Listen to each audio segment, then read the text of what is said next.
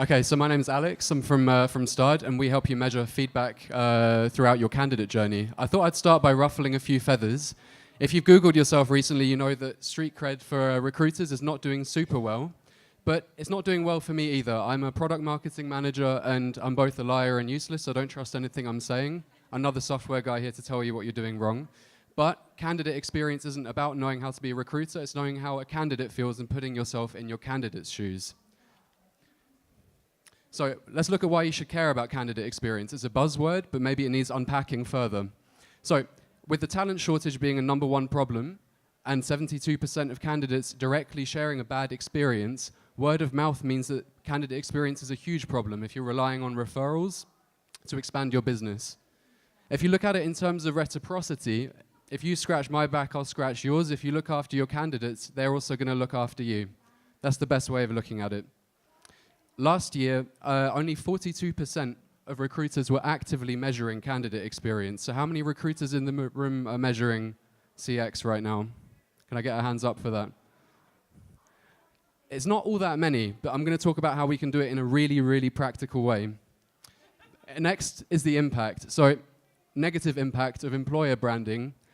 You're going to lose referrals, and your social channels are going to be a wildfire. In Una's talk, it was very interesting to see in the candidate journey Glassdoor come up.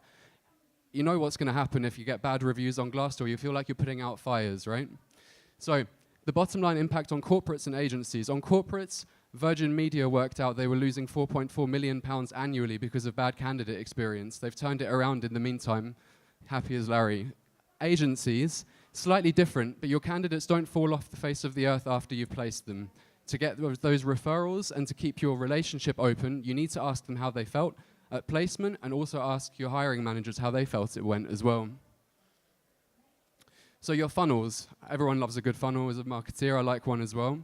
There's opinions up and down this funnel, and it's going to vary from different stages, and asking one question, was it good or not, at the end is not going to help you measure and be data-driven. In a data-driven age of recruitment, you need to measure up and down the funnel.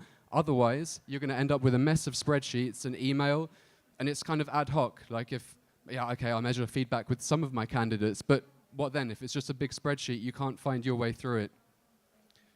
The solution to this is turning opinions into data, right? So it's not rocket science. You don't need blockchain for this one. You just need to ask your candidates what they feel. Send them a survey after you've had an interview. How was the interview experience? It's really easy to get started with this.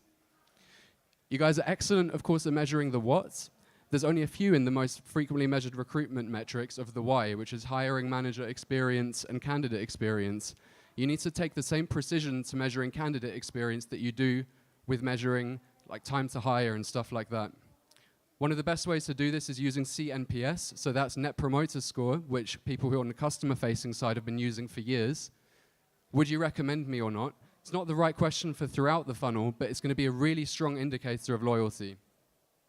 If you don't find out the why, the driver of Net Promoter Score, you're just going to come back to a mess of spreadsheets again. So you need to look for those driving factors. Why would someone recommend your process? So if it sounds like another thing to take care of, more admin, then you automate feedback. In your ATS or CRM, there's probably already a feedback feature built in where you can automatically survey your candidates after a certain touch point. So this isn't coming for your job, it's actually going to make your job easier. I'd also say that doing feedback in this kind of holistic way, looking after your customer experience and your candidate experience, is going to prepare you for any swing in the economy, so you're not rushing back to look after clients when the economy turns, and that you keep those relationships open. Knowing a bit about feedback, if you do get started, don't send out these doorstop type surveys and offer people Amazon gift cards just for reaching the end. You need to make sure that you address that attention spans are shortening, and asking the right questions is super important. You can't ask someone what position they applied for, because that's the opposite of good candidate experience, right? You need to have shorter surveys. When you're benchmarking NPS, this is a really good way of knowing how to improve against your competitors, and also internally against your other consultants, against your other locations. It's super important to benchmark. Also, for your own personal branding, like it's been talked about, CNPS. If you come to another agency and you say, my track record of placements is this, and my CNPS track record is this, then they'll know you're both a high performer and candidate experience focused. So I hope this has resonated, and thank you very much for listening. Well done, Alex. Thank you very much.